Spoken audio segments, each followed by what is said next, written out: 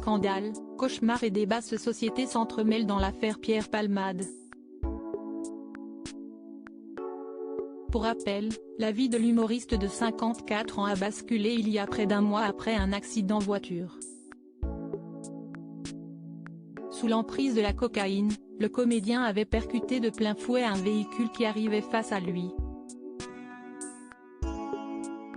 La collision avait envoyé un homme, le conducteur, et son fils de 6 ans dans le coma, en plus de provoquer la mort d'un bébé d'un peu plus de 6 mois dont la belle-sœur du conducteur était enceinte.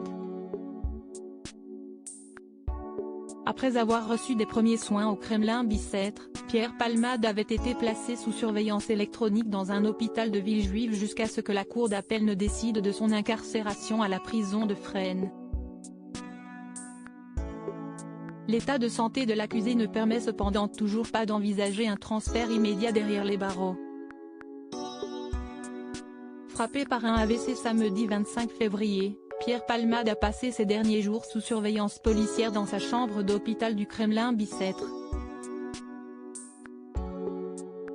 BFM TV révèle que l'humoriste sera discrètement transféré ce dimanche en milieu d'après-midi à l'hôpital Marie-Lannelongue au Plessis-Robinson, Hauts-de-Seine, pour y être traité pendant 48 heures. L'établissement privé à but non lucratif se présente sur son site internet comme un centre d'excellence dans la chirurgie du thorax, des vaisseaux et du cœur, du nouveau-né à l'adulte. Pierre Palmade demeure jusqu'à présent dans l'incapacité d'être transféré dans une structure pénitentiaire. Ces internautes qui refusent de croire à la vicie de Pierre Palmade. De nombreux internautes ont très vite conclu à un accident truqué en apprenant que Pierre Palmade avait été victime d'un AVC.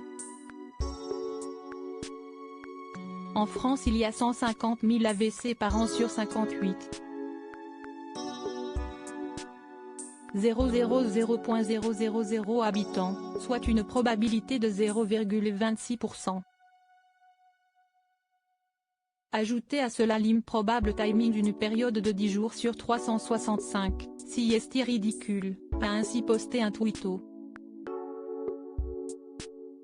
Un savant calcul devenu un coup monté pour un autre internaute, là, si est sûr qu'il n'ira pas en prison. Si est arrangé tout ça.